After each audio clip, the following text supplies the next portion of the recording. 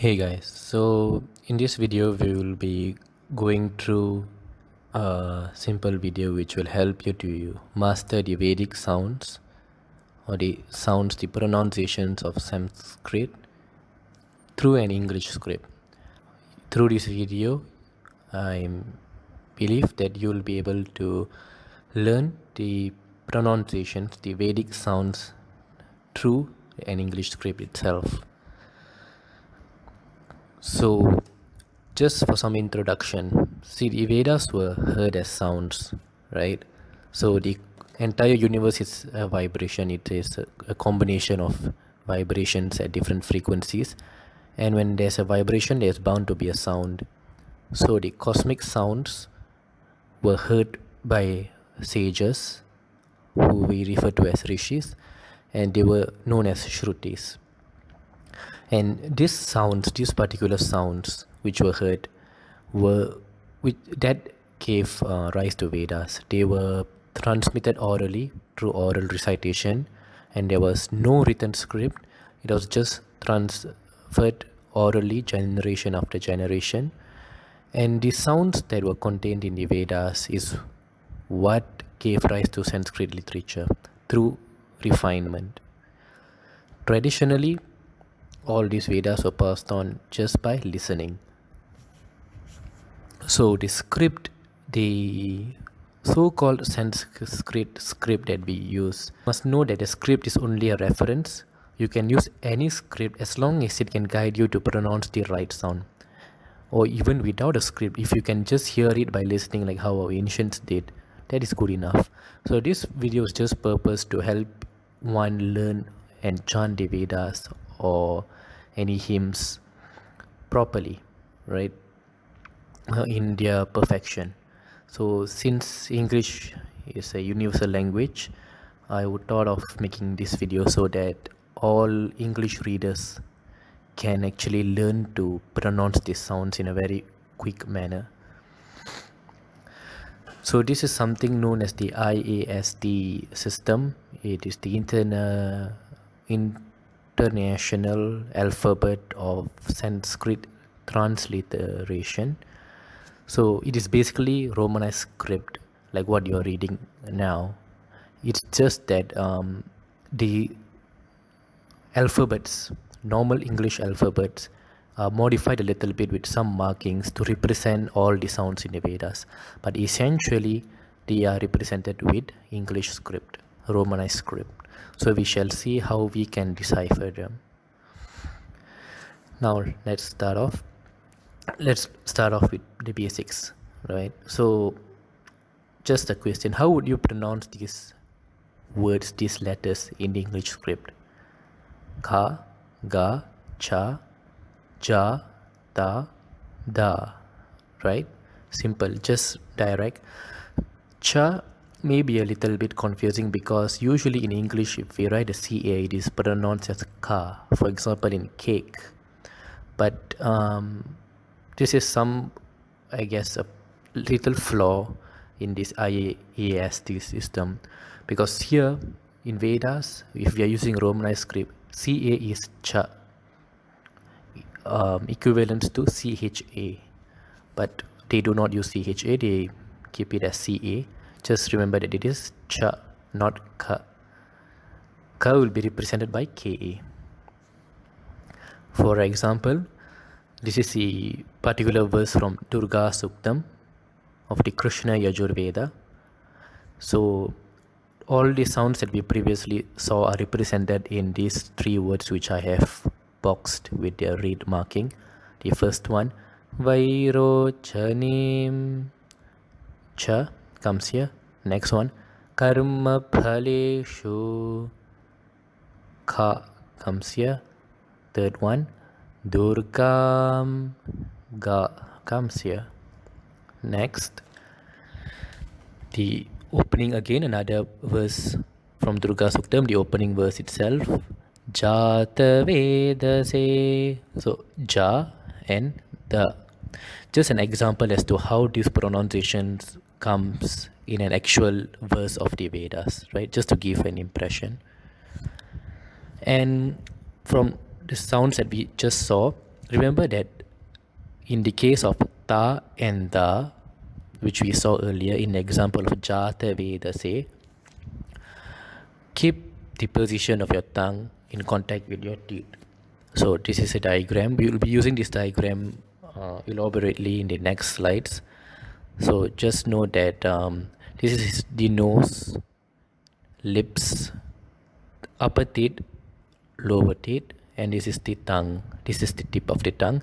This is the palate. This is the portion behind your teeth altogether. So the sounds that we just saw, it comes here. So your tip of the tongue should be in contact with your upper teeth when you say ta or da. Only in the example of ta or da. The reason being is, as you can see, there's another variation of ta here.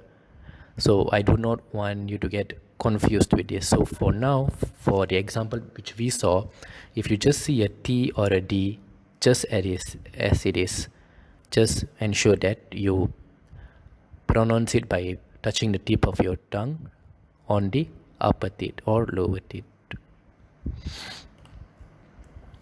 So simple. So now we have some variety of consonants with a full stop below them.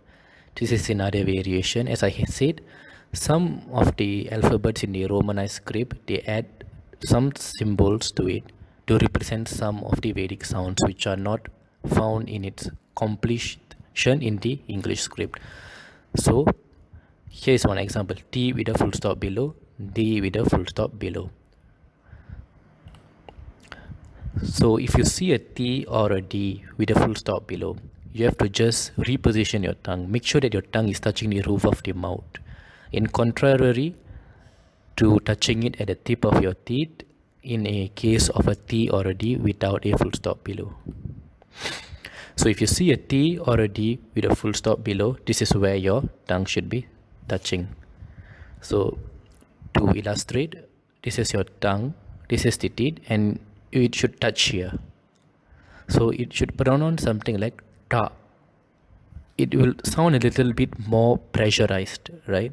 So if you put your tongue here, it becomes like ta,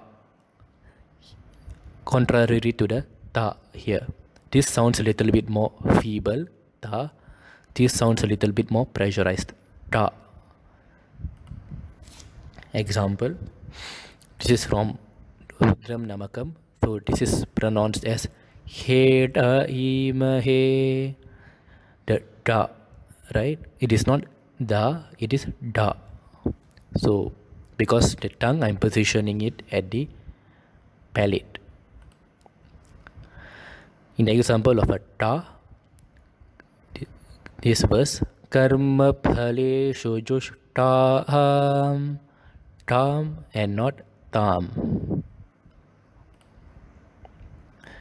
So next we have a series of sounds which are represented in the script with a H sound. Normal consonants that we had seen earlier, just that they are absorbed with the H sounds, like kha, gha, cha, jha, tha, dha, pha, bha. So how do you pronounce these sounds? Just think of it as a ha added in front of a consonant. Consonant plus ha. For example, ba plus ha results in bha. So ba and ha becomes bha. Just think of adding a b sound in front of ha, or a b sound, I mean a H sound in front at the back of ba. So either ways you can just make it out and just make it as bha. The idea is to exert more force in the sound actually. So it is like an acceleratory force that you feel when you chant. Example, in the verse of Shri Rudram Namakam, Om Namo Bhagavate Rudraya. So you see, this English script is represented with a BHA. So you should be pronouncing it as Bhagavate and not Bhagavate. the bha should be made obvious. Because remember that in the Vedas, bha and ba are two different sounds. Another example, here it is cha and not cha. Give it more force, right? It is just cha with more force. Girisha cha vadamase. Okay, yeah, but at the same time, do not over-exert and do not overdo it. Maintain at your own comfort. Some people may find it a little bit difficult to actually express this force. Do it with practice, do it with your own comfort, and yeah, just don't exert yourself and blame me if you get a hernia. Next example, dhanuhu, dha and not da. Next would be a combination of what we had seen previously. So a combination of vowels with full stop below and with the H sound. So we just combine these two,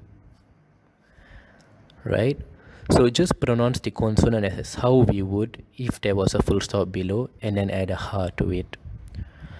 For example, for now let's ignore the N. Let's just see from this part onwards, this T-H-A-Y-A.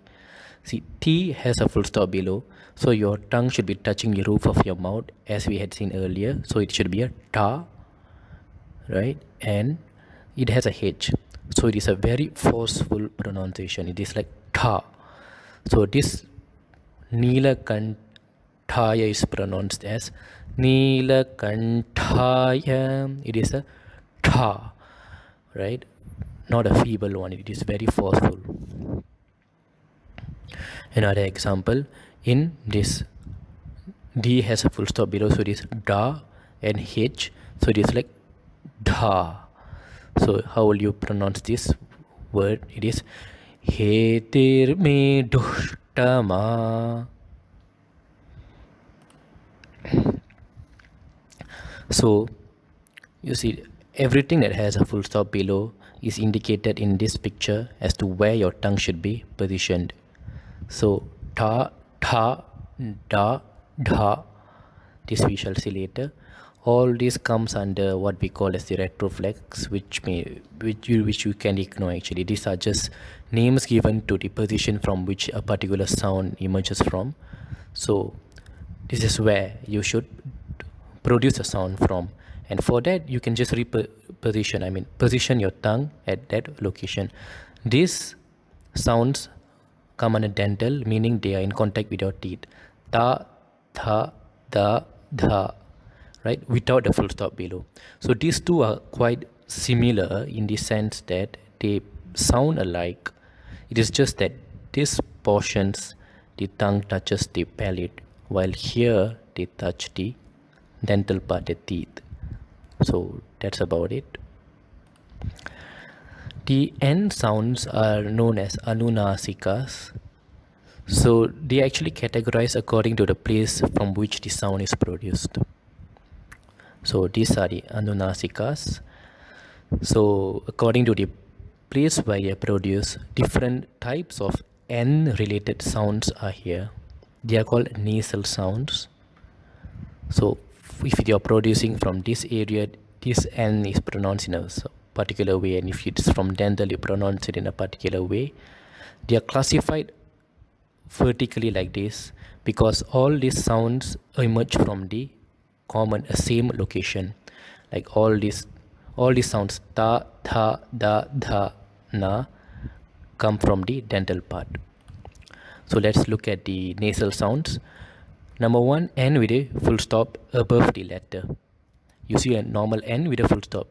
This is pronounced as nga. Example in this word, Sumangalaha. So this nga sound is classified under guttural, and the consonants that come under this same guttural sounds are that of ka, kha, ga, gha. Try to pronounce these words and nga, and you'll realize that all these sounds emerge from the same location from your oral cavity. Give it attention and you will realize how they form. Right? So we have covered the first one, nga. Next, an N with a horizontal line above. This is pronounced like nya. Right? So it comes under what we call as the palatal group. So it is pronounced from the same area from which the sounds ja, cha, ja, ja are produced. One example would be the N in, this is from Rudram, the N in vanchate. Namo vanchate parivanchate. So if you are from a Tamil speaking background, this because it comes to the C, if you pronounce this word, it is something like saying inj, like inji. The N in inji, which is ginger in Tamil, is the same sound which is used here. Right? Inji vanchate. Right? Inch. It's like an inch sound here. So next we are done with this. We shall look at this one. And end with a full stop below. Full stop below, that strikes a bell. Same rule as the consonants which have a full stop below. So the tip of the tongue is touching the roof of the mouth. It is produced from the same place as we saw the consonants with a full stop below, like ta, da, right? So here we see this word pronounced as taskaranam. So that's it. This comes under a group of what we call as retroflex. Finally, we shall see the dental N. N, it's very simple. It is the normal English equivalent. You don't see any specific markings here. It's just an N. The tip of the tongue is in contact with the teeth.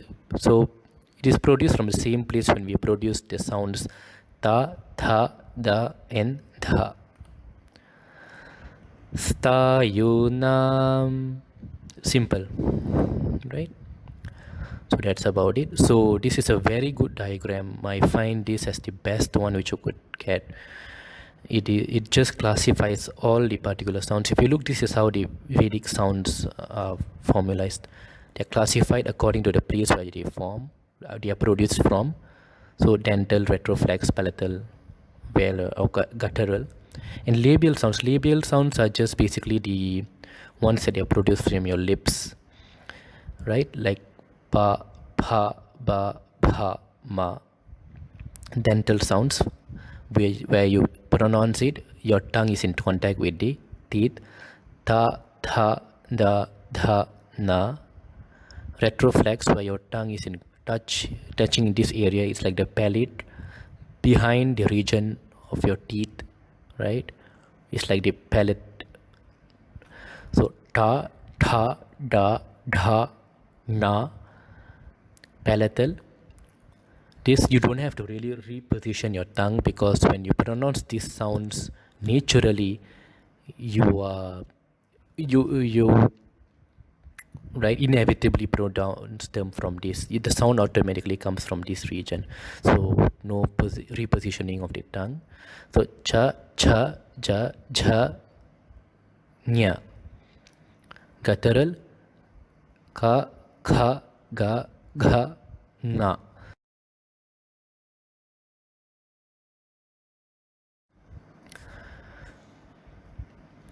So now we shall see something which we see as an R with a full stop below.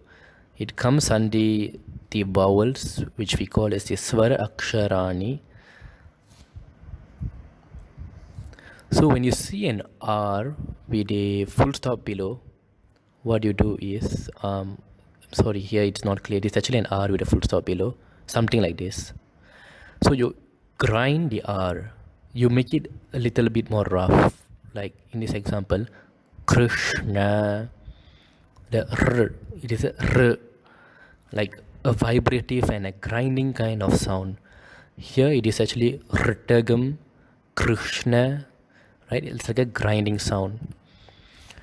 R, another R. Otherwise, R without the full stop below it is just equivalent to the English vocabulary, like Rama. You don't say Rama. You don't grind it. It is just Rama. Example, Param Brahma. Right? No grinding here. So again, just to demonstrate. Next, we shall look at the sibilants, the S sounds. In English, we have a distinction between tha and sha. For example, sa in sand and sha in ship. However, in Vedic sounds, the sha itself has two variants in it, which is very much confusing to English speakers. So, three sounds. I'll just go through them. This is sha, sha, and sa. Let's look at a simple one first. Let's look at sa. Pretty simple. Taskaranam. Sa sound. Next, sha, and S with an apostrophe above it is pronounced as sha. But we had seen that there are two shas, so I've thought of a way to differentiate these two. When you pronounce this sha, ensure that your lower row of your teeth touches your upper row. In other words, both rows of your teeth must be in contact with one another. The idea behind it is that you should not exhale when you say sha. We shall see the reasons later. So when you say this version of sha, to just make sure that both your teeth are in contact. Sha. For example, Namah Shivaya.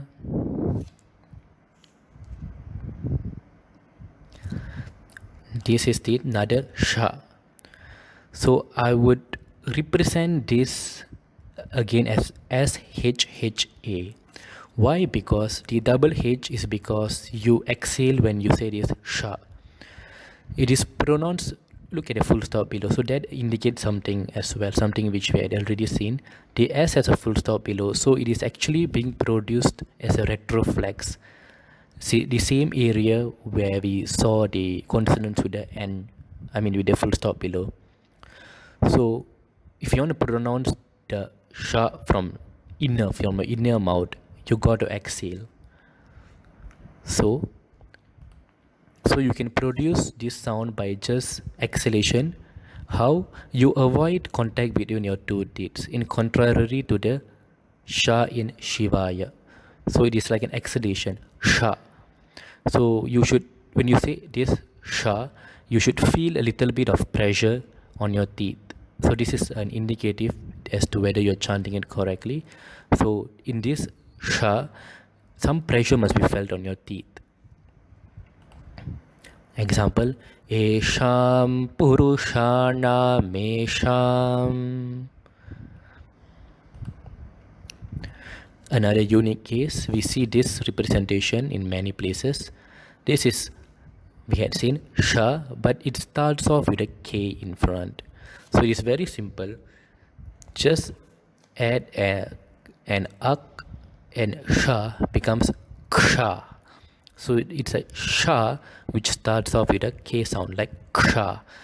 If it's difficult to imitate, try saying aksha and gradually omit the A. So you keep saying aksha, remove the A, so it becomes ksha. This is one easy way where you can master this sound. So this is one very unique verse from the 11th Anuvaka of the Shri Rudram Namakam, where all the sibilant sounds that we had seen comes. So here we have an example of sha. Here is an example of sa. This is an example of sha. And this is an example of ksha. So let's go through. Tamushtuhi yasvishu sudhan vayo vishvasya kshayati bheshajasya yakshva mahe sau manasaya rudram. Again, तमुष्टु हि यस्विषु सुधन्वायो विश्वस्य क्षयति भेषजस्यां यक्ष्वा महेशौ मनसाय रुद्रम्. This verse is particularly very helpful if you want to master the sibilant sounds. It is a tongue twister. Some a little bit of how would I say, controversial sounds, because this part there are some arguments in it, but I will just share from what I have learned. I would, in English version, I would just say these are consonants with no vowels connecting them. Two consonants with no vowels connecting them, right? So for example, this sound gm, the KR in Krishna, R in Rtagam. So the English script actually cannot represent these sounds. It is neither an I or an U, but it is a sound between I and U. So just try to pronounce these words without adhering an actual vowel in between. For example, do not use this as Ritagam or Rutagam, not a blatant Ri or Ru. Make it as Ritagam, right? Krishna, don't make it as Krishna or Krushna. Krishna, Gum. Don't make it as Gim, Gam or Gum. Gum. For example, Garnapati Gum. Okay, it is not Gum. Do not make it as Garnapati Gum. Many do that, but it is actually not a Gum. It is just Garnapati Gum. Gum sound. One more example. Ritagam Satyam Param Brahma Purusham Krishna Pingalam. Right? So what many people do is they pronounce this as Rutagam and usually Krishna. Even in English script, we see it colloquially being represented as Krishna. Krishna. Actually, it is not actually an actual I. It is the sound between KR and S. It's actually a sound between I and U. So you got to listen to a lot of audios, authentic audios like the Chalekure brothers, hear them chant and try to grasp the pronunciation by listening. That is the best way. So that's about it. And nevertheless, it is best that you learn Vedas by listening, because that was how it was meant to be done. That is how traditionally it was done. But now the script is there for us to facilitate our learning. But utmost importance is always listening. Just keep listening and learn the sounds merely primarily by listening, and use the script as a guide, so to ensure that you don't go wrong. Right? Thank you.